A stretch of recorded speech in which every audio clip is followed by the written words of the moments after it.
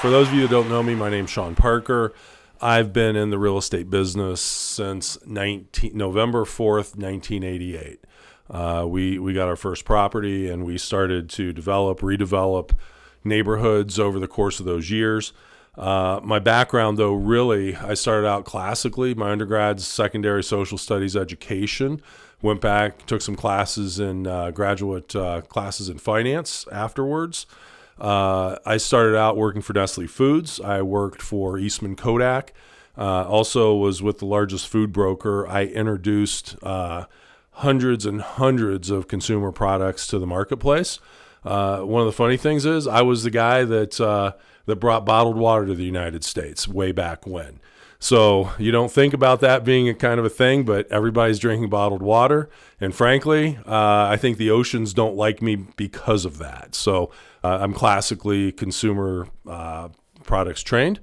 And I made my way over to real estate because I didn't want to travel 7 days a week at that stage of the game. My wife and I decided to have a family. We decided that, being here in Columbus was a great way to do it. And I saw real estate as a great opportunity. In fact, I saw it as one of the only opportunities that a person has to not have a glass ceiling over the top of them. And we've built a pretty nice company through that and with that. And we're still here today. We're doing well, and we're proud of that. So you came into my office and you said, we got to do a podcast right now. What are we talking about? Yeah, we have to get the podcast back up and running. I became the chairman of the Delaware County Republican Party. Mm-hmm. We were doing fill in the blank, and we were podcasting at that point. We were bringing in, Bernie Moreno, before people knew who he was, came in and podcasted with us. He's now a United States Senator. Frank LaRose came in, podcasted with us. We had amazing people, but when I went out as someone who was representing the political party, I knew at that point I didn't want to be the messenger. I didn't want to create the message. I wanted to support the people who were the ones that were creating the message. I'm not in that role anymore, and in the time since all that's occurred, my gosh, the world has revolved rapidly, and we are in a spot that we have to start getting our people informed. You need to know what is happening. We have to get you the information so you can make sense of your place in this world as it exists between real estate, politics, economic markets. We will be bringing in leaders of thought in the economy, people from the stock market, and over time you're going to be much more educated by paying attention to us. Because we are not people who talk about what other people do. We will have the people in front of you who are the newsmakers, who are the policy makers, who are the decision makers. And that's where I get my information. I've gotten my information for years. And that means that we're generally one step ahead of the curve.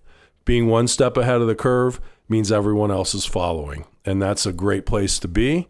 But it can be scary at times. And there will be times that we're going to tell you about things that might keep you up at night. They might make you rethink about where you are. Mm-hmm. And when we get the information, we, for example, were the first podcast to find out that the masks did not work during COVID.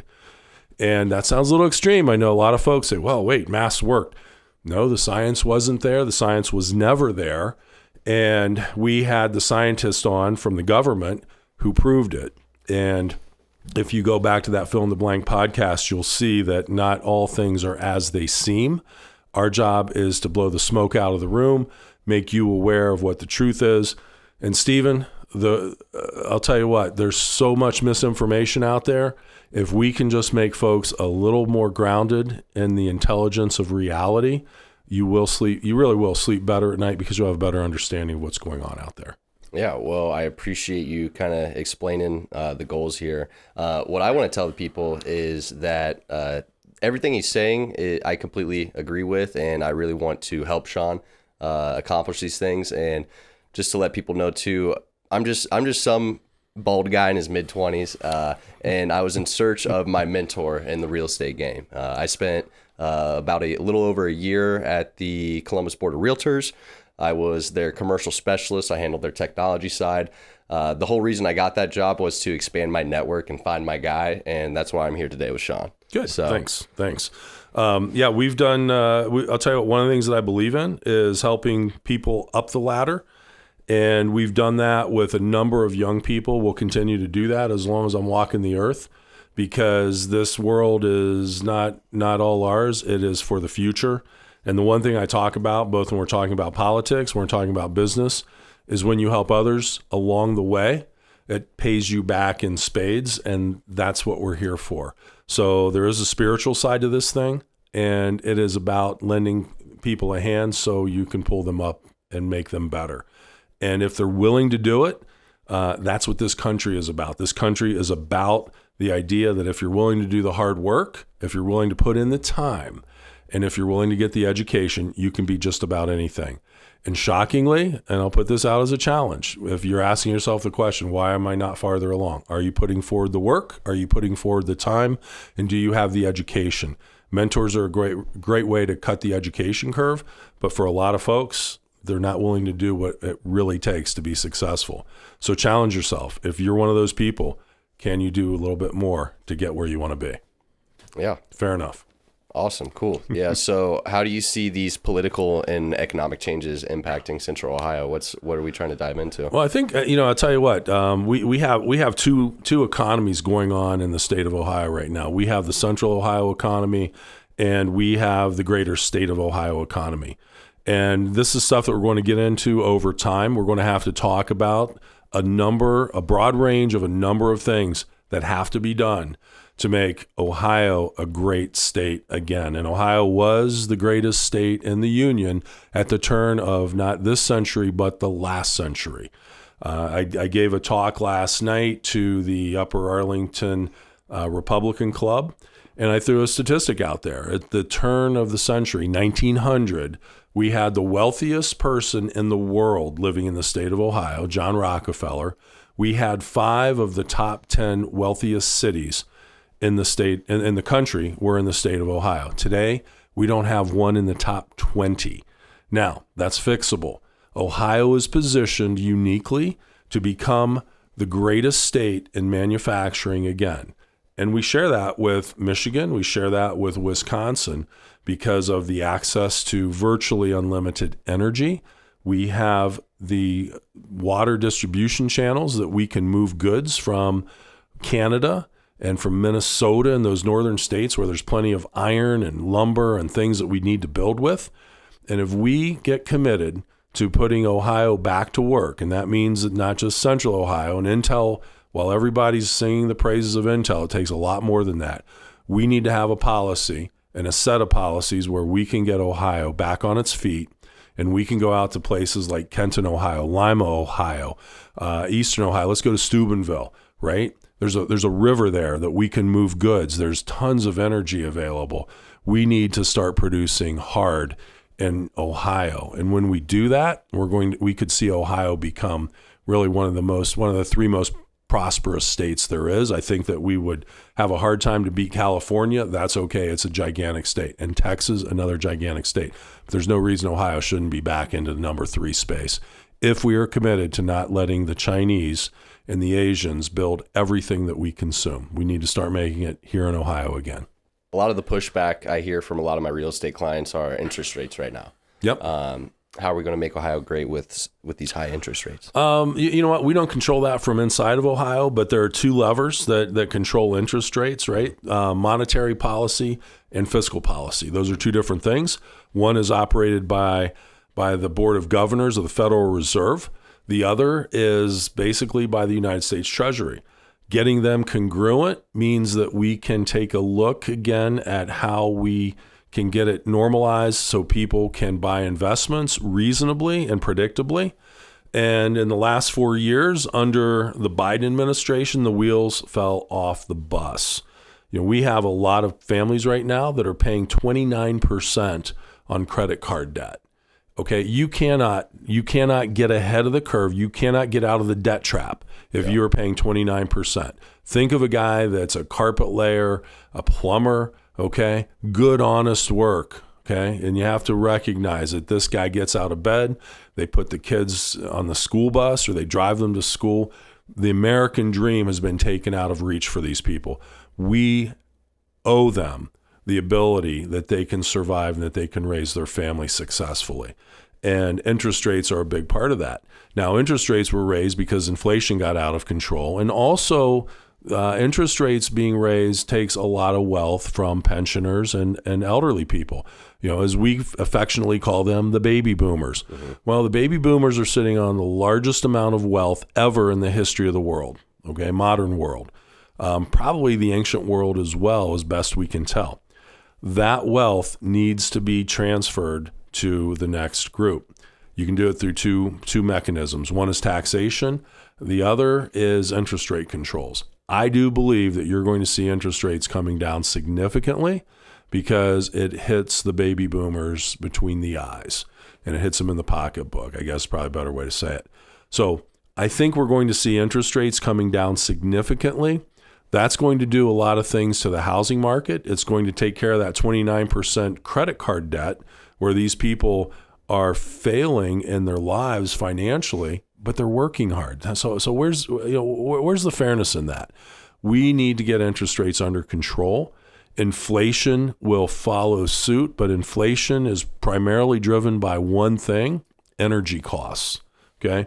Remember, in 2008, everybody said we had a housing crisis. Yep. Do you know what tipped us into the housing crisis, Stephen? Ninja loans? No, you would think. What tipped us over, this is from the economists at Texas A&M, mm-hmm. was gasoline went to $3.30 a gallon. Okay, that drains so much money out of the marketplace because that hits everybody. That hits the nurse's aide that goes and works at the retirement home. That hits the lady that's making lunch in the school cafeteria because she's got to drive to work. Also, the most important concept or the most important input of anything that you consume is energy. If you eat a French fry at McDonald's, one French fry, the biggest cost input on that French fry is the price of fuel. So yes, we are in a world that runs on gas and runs on oil and runs on electric, and our ability to produce that affordably and plentifully is how we actually make that French fry affordable for you at McDonald's. It sounds trite, it sounds simplistic, but energy, when that gasoline went over $3.30 a gallon, people couldn't pay their mortgages. When they couldn't pay their mortgages, what did they do? They still need food, they still need clothes, all right? And you can look at things in the various sectors of the economy. You can look at how people take vacations. What is their discretionary spending levels? When those get dialed back, that's when you know that you've got a sickness in the economy. We're there today, thanks to the policies of the last 4 years. I don't think Donald Trump gets us out of this quickly and easily. I think it's going to take a couple of years. My guess from things that I read, we could be in recession next year for a while. Yeah. Now, that's okay because we've got the right people in the right places to dial it back. And, one thing you hear about is this Doge with Vivek Ramaswamy and Elon Musk. Okay, first of all, two very smart guys, but Doge is necessary because the federal government is consuming entirely too much of the dollars that flow in our economy. Yeah. We need the federal government to be managed properly, and we need to make sure that people, when they're out earning a paycheck, most of it's hitting their wallet. And then in the world of real estate, can they get that money back so they can afford housing? And we have to have a whole episode just on housing affordability and what people need to do so that their kids can start saving the right way so they can actually afford to own a home. And it's critical that they own homes because that is the foundation to wealth, period. You have to be able to manage your housing expenses. It's one of the few things you can manage. I know back in 2020 with that average salary and the rates where they were, I could afford to buy a single family home or a house hack, a duplex. but now that's beyond reach for me, and rents are even so high, it's hard to keep up with that. Yeah. So. And house hacking, right? Okay, there's a term. I like that you dropped that term, because that's a term that Gen X uses, Gen Z uses, Gen X maybe not quite so much anymore. Mm-hmm. But do you realize, and I've told people, 45 minutes from Columbus is abundant affordable housing. Mm-hmm. But here's the sacrifice, and I'm going to go back to, are you doing the right things to be successful, right? Are you working hard enough? Are you educated? Mm-hmm. Okay, are you putting the time in? Well, that's a question of time. If you're willing to go live in a Springfield, Ohio, which has been in the news, but there's plenty of affordable housing in Springfield, Zanesville, Bucyrus, Marion, Ohio, go down to Lancaster, Ohio. Not quite as much, but there is affordable housing down there. Circleville. 40 minutes, 30-minute drives, and you can afford a house which puts you on the pathway to wealth. And then when you're done with that house, then you can move into Grove City, Hilliard, Pickerington for your next house, and then work your way up the ladder. That's what we do in America. Okay, you sacrifice till you get there, and then you get there in increments, but you do the work. If people are willing to do that, we can show them how to do that. We can help them become homeowners, control that housing cost, and then they move into the pathway of success. Yeah. A wise person once told me to move to where the money is, and right now, figuring out how to move to where the money is the problem for a lot of people. So. Oh yeah, I mean, look, people want to shop at Nordstrom's, right? Well, no, it's okay. It's okay to shop at Macy's. But maybe you can't make it to Macy's, so it's okay to shop at Old Navy. Start where you can manage and then work your way up there. I mean, I'll tell you what, I'm doing okay. I don't shop very much at Nordstrom's, if at all, because I can right? That's okay. Hey, Nordstrom's, if you guys want to sponsor us, we'll talk about it. But here's the reality. You get there by sacrifice, and sacrifice is something that we all have within our means to do. So, yeah.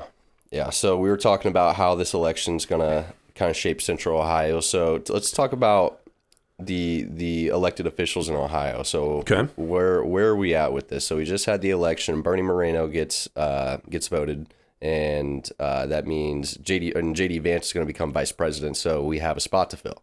Mm-hmm. And you seem like a guy that might know a couple things. So where are we at on everything? I might know exactly who. In fact, I can tell you 100% that the guy who knows who that person is going to be is named Mike DeWine. Okay? So I am not speaking for Mike DeWine, but what I can do is we can take a look at the horizon and say, what do things look like out there? Mm-hmm. I can tell you that the Trump administration will have a lot of input on who that decision is. No secret to people that follow me and follow what we do. Mm-hmm. But there's some really, really talented people who are sitting in the wings for this. And I'm going to say, first and foremost, John Husted. Okay, everybody, John Husted right now is running for governor, mm-hmm. but John Husted would be someone that I believe the Trump administration would welcome into Washington, mm-hmm. and I think Mike DeWine would do a great service to the state of Ohio, and Ohio would be well served by John Husted in Washington, D.C. He would have a long career. We need to appoint someone who will be there for 3 terms or 4, because a senator doesn't really get powerful until they move into that 3rd term. That's something people don't really understand. Mm-hmm. But power accumulates around a senator as they sit in that office, meet people, make deals. Not swampy deals. We don't want swampy deals, but they become much more powerful. So we don't want somebody who's going to be there 1 term or really 2 terms. We need somebody that's going to be there 3 or 4 terms. 24 years in Washington, D.C. And I'm more of a term limit guy, believe me, but I also want Ohio well represented, and Ohio needs that. We have J.D. Vance sitting there in the vice presidency. He's in the catbird seat to become the next president of the United States in 4 years. Yeah. Okay, if you've watched him debate, this guy is smart. This guy is articulate, and it's beautiful that he's from a part of Ohio where working class people exist. Because I said years ago, in fact, when J.D. was talking to become Senate, he was the Dublin Club. He was the first and only guy that talked about the middle class. And the other person that talked about him without specifically saying it was Bernie Moreno. And no one else talked about it. And I said, the Republican Party, when it becomes the party of the middle class, then the working class, is when we dominate. And JD hit the chord first. Bernie is the chord. Bernie is the one guy because he is a business guy that worked with mechanics. He worked with car salesmen, commission guys. He worked with all sorts of folks and put all these pieces together. Unique positioning to understand how business operates. My gosh, Ohio can't be in a better spot than Bernie Moreno. But we've got this open spot for the United States Senate. We need somebody who understands economics, who understands business. I think John Husted, with what he's done recruiting intel in here and understanding how this state has to develop, is well positioned for it. But we also need somebody to understand that we have to rethink the way that the state of Ohio is moving forward. Frank LaRose, good conservative, guy that can be there for 4 terms. I have high regards for Frank. I think he's a solid guy, and he should be at the top of the list for the governor as well. Moving down, we have Jane Timken. I think the governor would like to see, and there's a lot of people who would like to see Ohio put its first female into the Senate. I'm not someone that likes checking the boxes, but what I know of Jane, smart lady, good person. I want to throw another name out there, and this is a rising star that we have. Yeah. Michelle Reynolds, Senator Michelle Reynolds. Michelle is she's relatively new into the elected space, but Michelle gets it. She understands where we need to juxtapose into the urban markets. She's been working on affordable housing. Michelle is someone that has a bright star ahead in Ohio politics. Is she ready for the Senate? I'm not sure. I think there's some gap there that needs to be filled, but she's definitely someone that is a rising star in the future for us. People have talked about Dave Yost. I will tell you with 100%, Dave Yost is not interested in the United States Senate. He and I spoke very, very, very recently, and Dave Yost is running for governor to be the next governor of the state of Ohio. That was announced this morning, wasn't it? That was announced this morning.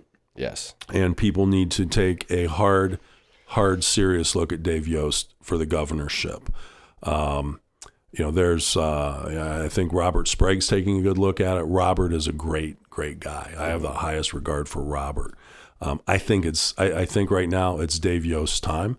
What I'd like to see, I hope that John Husted would be a look for the Senate. I think he could move into Washington successfully. I think Dave Yost is what Ohio needs to rethink where we're headed, and we need some new economic outlook in terms of making sure that the places that are non-central Ohio are properly represented, and that means that we need to change legislation. We need the Jones Act gone. We'll do an episode on that, talking about what the Jones Act is and how it curtails trade and how it suffocates both the northern coast of Ohio as well as the southern coast of Ohio. People don't think Ohio has a southern coast. We have one of the most major waterways in the world sitting on our south border all the way across. It's called the Ohio River. And do not underestimate that if that was put to work the right way, how much industry we could put into eastern Ohio, Appalachia, and even Cincinnati. Imagine Cincinnati as a major port of the waterway so that we could run those factories in places like Middletown again at full capacity. It's all sitting right here, but we have to demand a different way of thinking.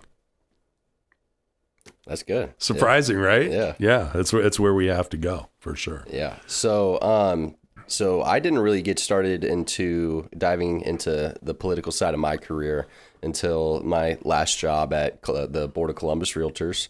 And the Realtor Party, one thing I didn't know about it is they are one of the most powerful lobbying parties in the United States. Yes. And coming into Columbus Realtors, I automatically assume that we have a pretty good pool in Columbus, which I did find out. We have a great government affairs guy. His name's Vincent Coleman, good guy.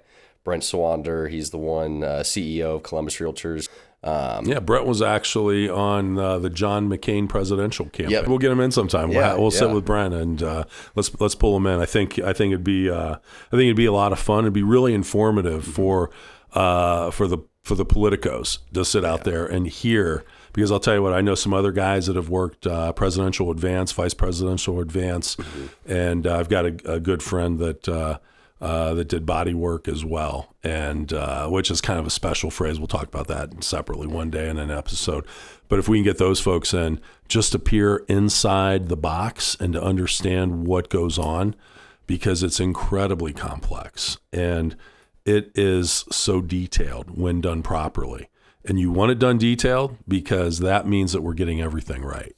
And you hope that the Russians don't do it detailed and the Chinese don't do it detailed. That's where we get our advantages. We speak from the heart. We're Americans, all right? We're allowed to. It's what we are and what we do, but we can't speak irresponsibly. We need to know our stuff. We need to be aware. If we ever make a mistake, we pull it back, okay? Occasionally a mistake will be made, or we'll have someone in here that we're going to interview, and they'll start talking a little bit crazy. Yeah. Now, here's the amazing thing. Is it crazy, or do they really know what's going on? And that's where you get into the tinfoil hat conspiracy kind of stuff. Yeah. But I'm going to tell you what, we will have some people in here because we've done it in the past when we did fill in the blank.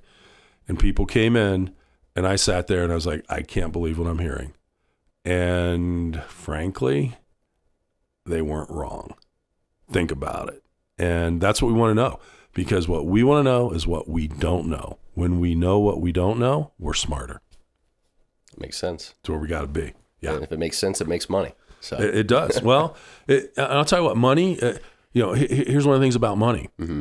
Money is a scorecard for being right. And when you think of money as a scorecard for being right, okay, now granted, if you need a loaf of bread, money is your source of food. Okay, that's pretty powerful. That's a big motivator. Yeah. But when we're talking with people who are higher up the food chain and we see how money moves and where it's put to, money is the scorecard for being right. Or also it can be the scorecard for people doing bad things. And when you see places like Solyndra, okay, billions of dollars of taxpayer money, poof, disappearing, and why? Or better yet, the best one of all that we don't talk about is during COVID, when the government put some most favored nation kind of contracts to some people to create COVID databases, billions of dollars for databases that should have cost literally low-level millions of dollars, and poof, it's gone. Nobody asked the questions. We didn't follow up. We didn't stay with it. But that money went somewhere. It went into somebody's pockets. When we can expose that, we need to talk about it. We need to make our friends aware that they're being fleeced. And if they're being fleeced, they need to ask questions. They need to demand better. And right now in Ohio, Republicans control this government. And doggone it, if we see Republicans misappropriating, we're calling them out. And chances are, I've got their phone number, and we're going to call them out. Okay, yeah. We're going to demand better. I don't know if YouTube's gonna like us too much. We might have to find X is the greatest new platform, right? So we might have to start expanding on the X platform. Oh, we're going to go on X, absolutely. We're going to have some fun. Yeah, we're going to bring in amazing people. And we're going to showcase. We're going to let them talk. We're going to give them the opportunity to present themselves. And in the conversation, you are going to be the one to decide how smart they are. You're going to decide how smart I am. You're going to decide how smart Steven is. I don't know how smart I am. Right? So. Well, but here's the thing. We're allowed to get smarter. Yeah. And by watching this, people will get smarter. And they're going to have some fun. They're going to learn some things. And we're going to give that freely. So it'll be fun. I'm ready for it. Okay, let's do it. Awesome. Is there anything else you want to talk about? No, I think we're good for now. I want to get this out so you can be aware. We're inviting you to come in and spend some time with us during the week. We are not going to be perfectly scheduled, but I'll tell you what, as we get rolling, this will be the place where information is going to hit first, or it will hit as quickly as anyone else has it. And our goal to you is to make you more profitable, to make you happier, to make you sleep better at night, to help you understand the things you don't understand. And when we can do that for you, we've done what we set out to do. So we'll have some fun. Sound good? Sounds great. Okay, thanks. Awesome. Cool. See you guys.